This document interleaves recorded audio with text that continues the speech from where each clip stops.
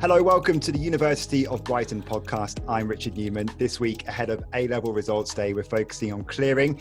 Now, it's possible that if you're starting university this summer, you're considering a change of direction, and that's okay, because we're here to help you through that. Our clearing hotline is 01273 644 000, and you can find out how to apply through our website, brighton.ac.uk.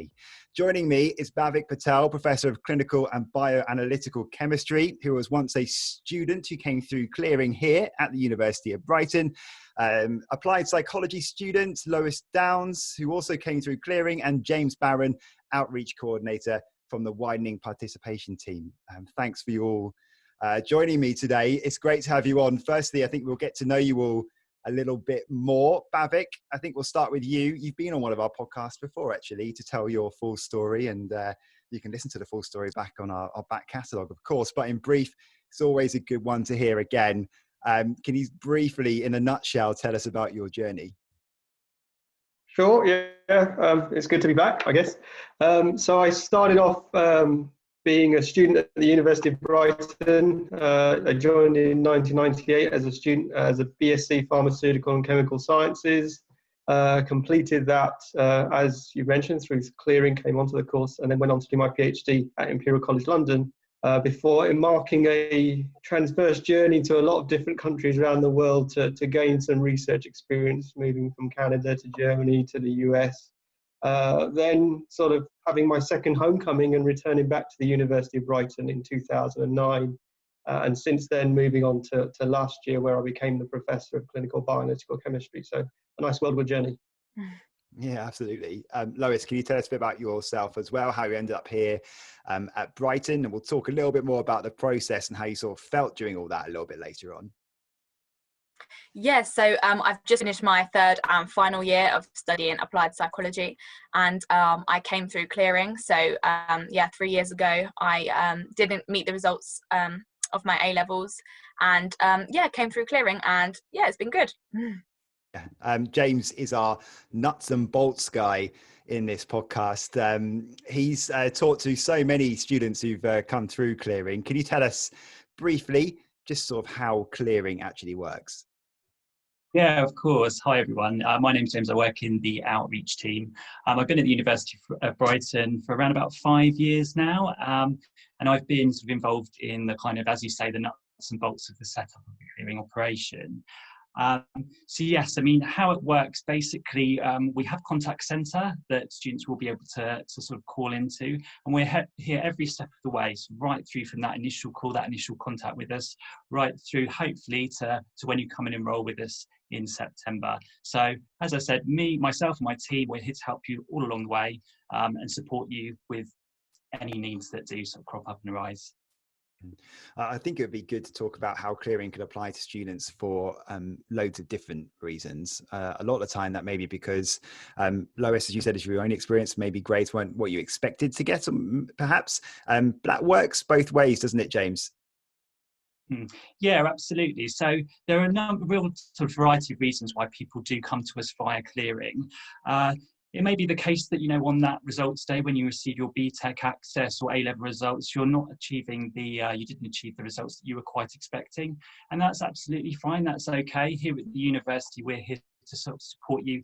And it's quite likely there will be options for you. So do please get in touch with us, because we will be able to sort of talk you through that process. Additionally as well, it's absolutely fine to be undecided. We have loads of students who do come to us, especially at the moment with the situation that we're in, may have had a change of direction. They may feel like studying is for them and something that they do want to consider sort of at the last minute to come to us, and that's absolutely fine too. So there are a number of different routes that students do come to us at this time of year. Of course, it's absolutely fine to change your mind as well. Like you say, it's been a funny year, and people may be bringing some plans to study forward.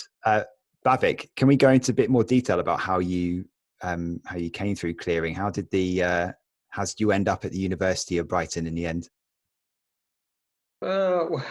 Yeah, so I guess a bit like Lois, really. I got my A-level results, sort of opened the envelope, saw a lot of letters that weren't the letters I was looking for, to be honest.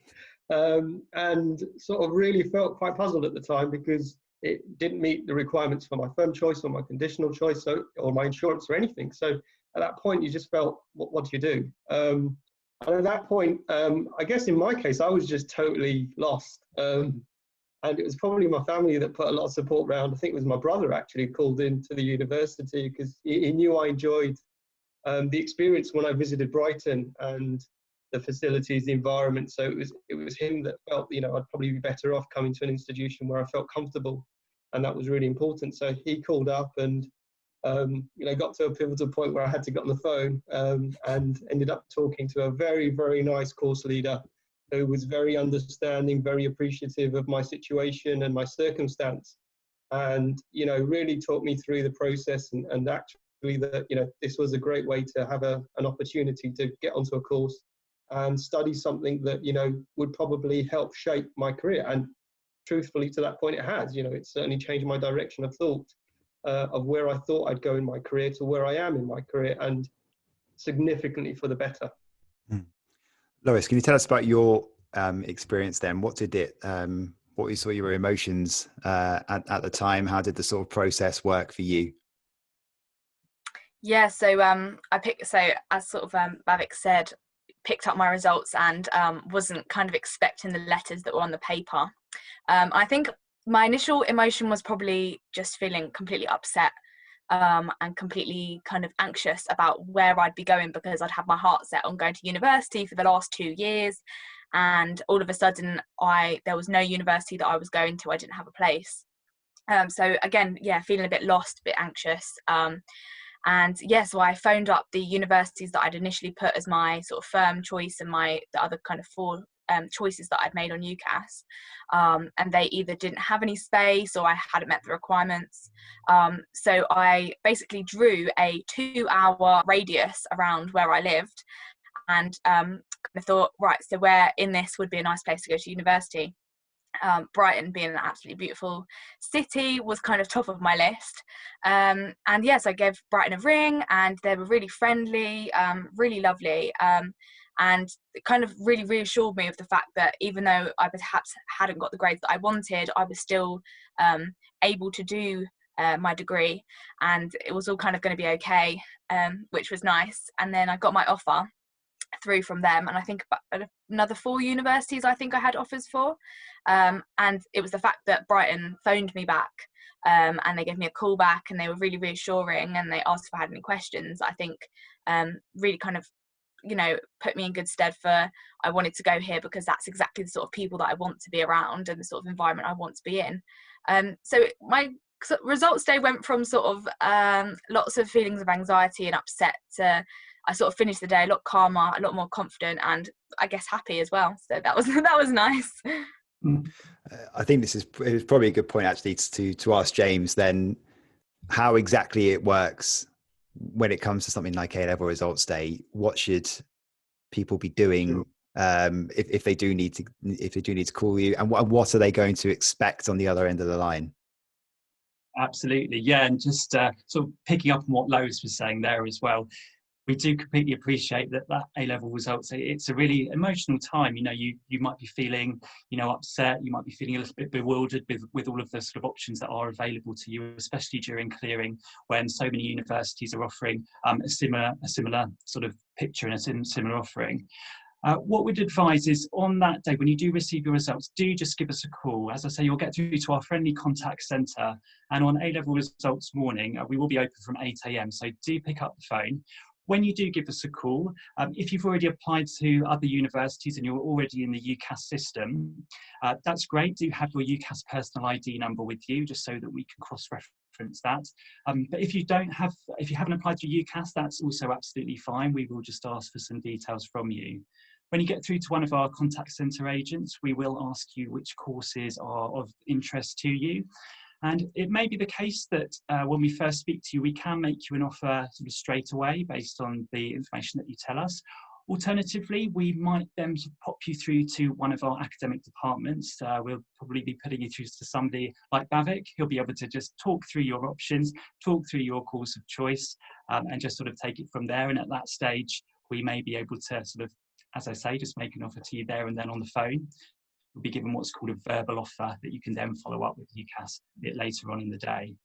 Alternatively, there are some courses that do require an interview. So especially some of our healthcare courses, we may sort of put you through to the School of Health Sciences, and they may request an interview. Now, for obvious reasons, this year, all of that's going to be happening online. So we'll be scheduling an interview for you. And these interviews are really nothing to worry about. They're just a chance for the academic members of staff just to find out a little bit more about you, really, and why you want to study the particular course that we do.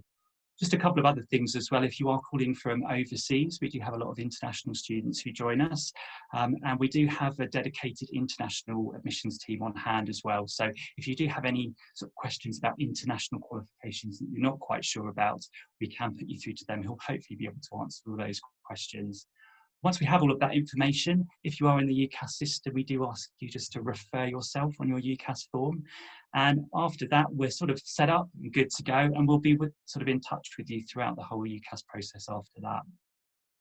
Brilliant, very comprehensive. That was brilliant, James. Feels like you've been doing this for a long time. I'd like to sort of touch a bit more on how students will be feeling in this situation on A-level results day.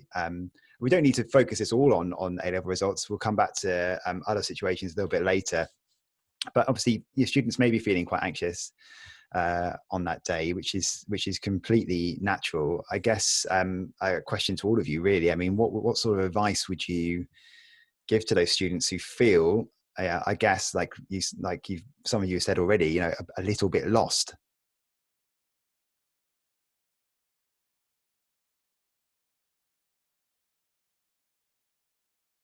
I definitely think it's important to stay calm.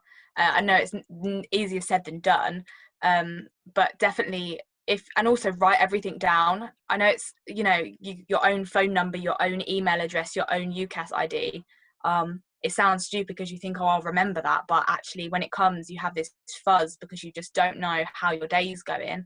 And I phoned clearing myself, but I've also been in the contact centre on the other end of the phone making offers to people, and the amount of times that people sort of go, oh, I don't know my email address, is that an issue? And I sort of say, you know, it's fine, calm down, there's nobody here that's judging you, we're here to help you. And yeah, I just think it's so important to sort of stay calm, take it slowly, there's no rush for anything. Yeah, that would be my main advice. I'd probably say as well, sort of do a bit of research as well. Our website, if you do go to the course pages of our website, there's sort of loads of extra information about the course. There's often links to blogs from current students and videos as well. So if you are exploring a particular course or a particular course area, do check that out as well, because it will sort of reassure you about what's on offer, what facilities there are, and how we can really accommodate you here at Brighton. Yeah, and I think to add to that, then I say the last thing is don't be fearful not to act. And you know, the most important thing is to remember that actually this can be a pleasant experience. Actually, I think most people see this as a really degrading, low-level experience because it's bad. But actually, what you end up finding is everywhere you call and anyone you speak to is actually really friendly, really there, really supportive, and looking for opportunities for you. So don't be fearful, and don't be fearful not to act on whatever you have. To look for opportunities. I was feeling very rushed and I had to get an answer. I had to know where I was going to university by the end of results day. But actually, clearing goes on. I mean, it's already open, so it goes on for like a week or so afterwards. So I think that's another important thing, that you don't need to make any rushed decisions. Do take your time to do the research and make sure that where you're going is right for you, because it's you that's got to be there for 3 years or plus at the end of the day. So. Yeah, definitely. I'd really back that up as well, just with regard to taking your time. Before you can refer yourself on UCAS, you will need to wait till 3 o'clock, which gives you an opportunity just to reflect on any choices that you have made. Also, our call centre will be open on Saturday this year as well, so from 9 until 3 o'clock. So if you do feel like you need to take a bit more time, do take that time just to ensure that you are making those decisions that are really right for you.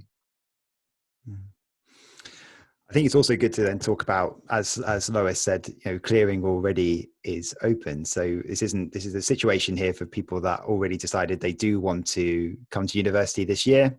Maybe they didn't want to a couple of months ago. That wasn't in their plans. Or maybe people have decided already they want to change up. They want to change university. They want to come to the University of Brighton. So James, I think, could you talk through, if people already know what to do, what they should be doing? Yeah, exactly. And you raised a really good point there, which clearing is actually open and we are sort of here and ready to help. We've sort of streamlined the application process this year as well. So if you are in that position at the moment, so for example, you may have already had your exam results, you may be taking in the middle of gap year right now, or discussed before, if you sort of come to the university application process a bit later, you can make an application directly to us. And you can do that online, you can do that fully online. If you go to our course pages, we've got a course search function on our website. Have a look there. It will first of all tell you whether or not the course is open for places, which the large majority are. And there's a really straightforward link there that will take you to our clearing application form. You can just pop your details in there, and then one of our admissions team will give you a call back just to discuss that a little bit more. As we mentioned as well, you really don't have to be in the UCAS system already. You can just come to us straight away. And just make that initial inquiry by filling in an online application. It's probably a good point as well, James, I think, just to mention about accommodation. Students might feel they're a bit concerned about whether they're going to be able to get accommodation. What's the situation there? What support do students get? Yeah, absolutely. We completely realise this is a really important one, accommodation. Coming to university for a lot of students, it is about that whole experience of moving away from home. When you call us on clearing day, once you have sort of gone through that process of receiving your offer, our accommodation team will be on hand as well. So we have got an accommodation sort of section of the contact centre. So what one of our agents can do is then pop you through to them and they can discuss your options with you. And we do have a number of different options. So there may be space left in our university managed accommodation, but we also have lots of other sort of options for you as well. We have a closed Facebook group where you can make contact with other students who have come to us via clearing. Additionally, we will be holding some clearing offer holder online events a little bit later on as well. So these are a brilliant way to sort of engage with us again, with our accommodation team, but also with other students who are in a similar position. Bhavik, I mean, you're a great success story about how it all can all work out well in the end, and one of many success stories across the whole of the UK about, you know, just because you had one preferred offer maybe in that situation, the one preferred place you wanted to go to uni, doesn't mean it was your only choice. Actually, it's ended up working out really well for you, and it's set you on the course of your career. It just shows that, you know, you shouldn't be defined just by your own plan that you had in your mind at the first place. No, not at all. And I think actually it's an important element to consider, actually, that we all have a trajectory or plan or ideas of where we'd like to go. And, you know, life throws up lots of different things. I mean, we're going through one right now, but most definitely when you get to clearing, it's also an opportunity, even if you have an offer and it's firm and you're happy with where you're going, to self-reflect and think, actually, what else is out there for me? This is a great opportunity. It's a point where you can actually go and reaffirm different opportunities, maybe change career progressions, because you might think, I'm not interested in this subject area, I want to go into a different subject area. There's so many different ways to look at clearing than just this opportunity that it's there for people that don't actually get the grades. It's actually a great stepping stone for people to self-evaluate where they are in their career, because actually at the end of your A-levels, you really have this opportunity to actually better reflect on where you want to go than what you did maybe a year ago or a year and a half ago. And we seldom see that often. And when I'm picking up phone calls on clearing day or speaking to people during the course, you hear loads of stories of people saying, well, you know, I thought about this and I applied for these things, but actually I'm really interested in this. And that's the beauty of clearing. It's a gateway of opportunity, and we should use that to celebrate it in that sense. So I think it's really useful. The only thing we can't do at the moment, because of this unprecedented situation we're in, is that we can't say, oh, come and look at the campus for a tour. That's a little bit of a tricky situation. So I think I'd like to ask you all to sort of sell why you think University of Brighton and living in Brighton and Eastbourne are great places to live. But before we do that, James, can you just sort of talk through some of the things that we have on offer to sort of get a feeling of the university? We've got videos online, virtual tours, etc. like that. Yeah, definitely. So there is, we've sort of really upped our online offering this year. So there's loads and loads of information out there, namely the virtual tours. They're a brilliant way to have a look around. There's virtual tours of all of our campuses right now. So do check those out. Obviously, it's not the same as coming to visit us in person, but it is a really good way just to get a flavour of the university and the sort of the feel of the campus really, and the buildings that you will be studying in. Additionally, we will be holding some events as well. So as I mentioned before, we will be holding some clearing offer holder events, and these will be all online, where you'll have a chance to talk to academic members of staff, but also staff from accommodation, from student support, from student services, that will just really try and put your mind at rest about what the Brighton experience is all about. As well, I think, coming to Brighton, I'd probably do your research about Brighton itself as well. There's loads of information out there about Brighton as a city. So do have a look at that. Do get a feel for what Brighton is all about. And it is a great place to come and study. So get a feel for the university through our online events, and also get a feel for Brighton as a city. Just to add as well, we also have a Uni Buddy platform, and this is a great way to engage with current students. So you can sign up for this at any time on our website, and it gives you the opportunity to chat firsthand online to a current student. So if perhaps you aren't feeling comfortable about asking questions directly to staff at the university, do sign up for that, because a student perspective, as we've heard from Lois, is really invaluable. So I would definitely recommend checking that out too. I'm actually a uni buddy myself, so I don't want to say they're amazing, but no. So I think one thing that I tell people a lot when they ask about University of Brighton, or about just choosing universities in general, is as much as it's important to look at the university and check out the facilities and the modules and the lecturers, it's also so important to check out the city that you're going to be living in. Because you're there for a while and you are living there, or maybe if you're not living there and you're commuting, you're still going to be in the city, and I think it's important to sort of evaluate what there is to do, sort of if there's any job opportunities, the transport links, because I know for me that was a really important part of picking a university, is that I was able to get to London, which Brighton is great for, and that also there are things to do, because reflecting back on it now, my firm choice university was in the middle of nowhere, and I don't think I would have had such a good student experience had I not come to a city where there was so much to do, so much opportunity, so many different people, such a diverse and inclusive place as well. Really lovely Brighton is, and I know that's me being biased, but I'd never been to Brighton before I came to university here, and as you said, I sort of looked on Google. I went on Google Maps and I did the street view, and I made my way down the pier, that sort of thing. So I think it is really important to Google where you're going to be living, and reading up and asking uni buddies questions, because they know, they've experienced it.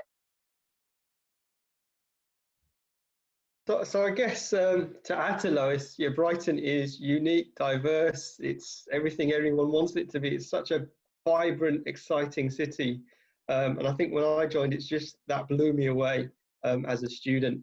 That was really important, as Lois says, to be comfortable in your environment and in your space is really important as a student, not only because it makes you happy, but it then impacts your studies, and that's something that, from the other side as a lecturer, is really important to us. We want you to be comfortable in your environment, and if you are, it means you're going to be comfortable in your education as you're studying at the university. But additionally, when I joined as a student, reflecting on that period, the thing that really blew me away was how welcoming the community of academic staff, support staff, everyone was at the university, and were continuously during that period. It's something that, is embedded in me when I am a lecturer, to keep that spirit of providing that great welcoming spirit to all of our students, bringing that community spirit together. And to me, that's really important, because we are one. We want to work together towards improving our education, and learn from each other. And that, to me, is really what was brilliant about the institution. It's something why to me, Brighton stands shoulders above anywhere else because it wants to bring people together collaboratively, not individually. And that's really important. Although I'm meant to be a neutral presenter, I will just say as well that I completely agree a lot with what Lois said about, you know, choosing the place as well as the university you want to study, because I didn't do that, and I regretted it a little bit. It did definitely impact a little bit on my student experience. It's very important to balance the two. It's not just about the course; it's about the course fitting with where the lifestyle that you really want to live. Bhavik, I'd like to sort of just quickly ask you about you being a personal academic tutor. First, I think, could you just tell us what that is, and how all students get them, but also, you know, the next term, when everyone comes back in the academic year, this, you know, we can't get away from it. It is going to be a different look and feel at the start. It's going to be the same in every situation, and there are measures obviously in place, loads of work going on to make sure that it's safe, and that we can get the best possible student experience out there. There's going to be a blend of flexible, remote, and on-campus learning.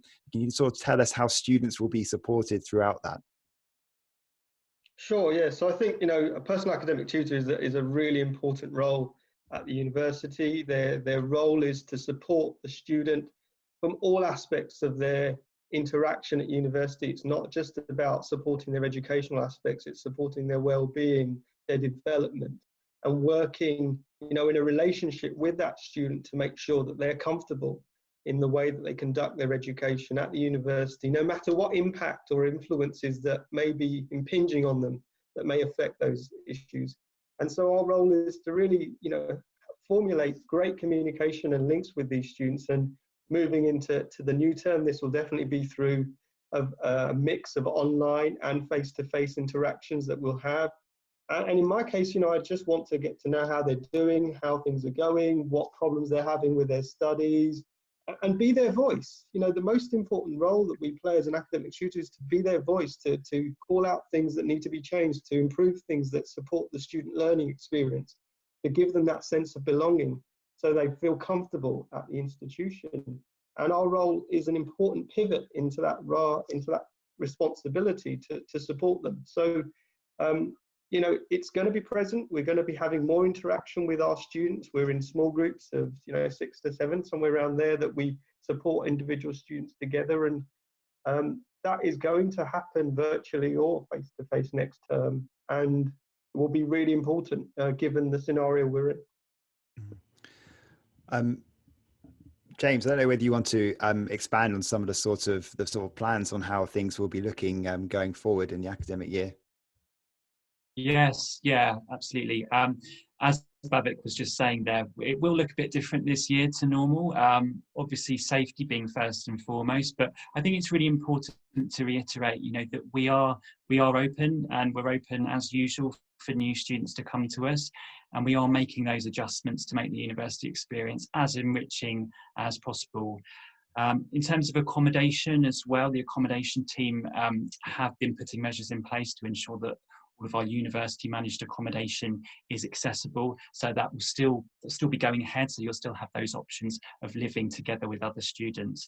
But I think first and foremost, it's just about making those adjustments, and that blended learning is something that people are slowly getting used to, but it is something that can be really, really valuable, and a lot of our students are reiterating this, that they are enjoying this kind of blended learning approach currently. Lois, just finally, I'd like to sort of just get your views on, you know, when you are a student, it's good to know that when you get to university, that what would be your tips just to get to know everyone a bit better, to really start to feel like you fit in at the university? Do you go and visit, see what sort of students' union societies you can join?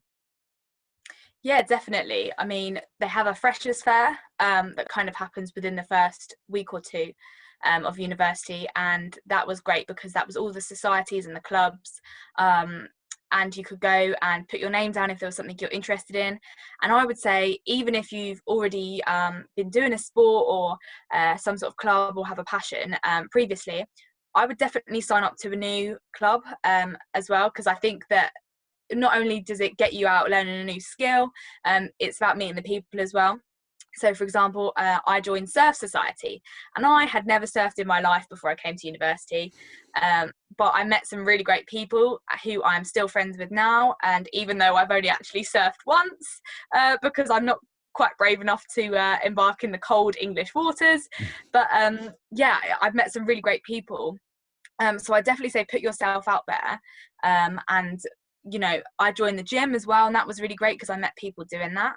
I also joined a lot of group chats. So I think James mentioned earlier that there was a house hunting chat on Facebook, and I had to hunt for a house myself coming through clearing. And even just, I met my housemates on there, but I did also meet a variety of other people that were also studying psychology and that were also in the social science sort of department. And that really, again, broadened the amount of people that I met and the experiences I had. And again, yeah, the student union's a really good place to go as well, and they host different events, which is always nice. I'm not a massive partier myself, but they did have things like board game nights and, you know, just a sort of quiz night in the student union, which is a bit more my style. So that was always nice because, as we sort of mentioned earlier, Brighton's really inclusive and there is something for everybody. Even if you don't initially think there is, search for it and you will find your people and you will find your things that you love doing. So definitely there is lots to do and yeah, lots of opportunity. Great.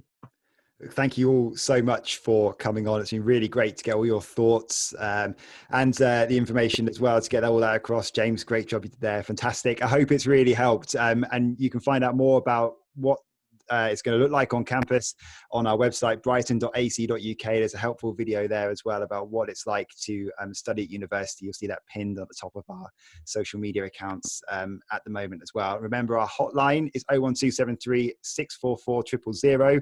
That's your number on and after A-level results day, and visit the website as well for more details of how to apply online. There's a super friendly team ready to help you navigate big choices, big changes. Stay curious, explore, and trust yourself. That's it for this week. Best of luck if you are about to go through clearing, and thanks for listening.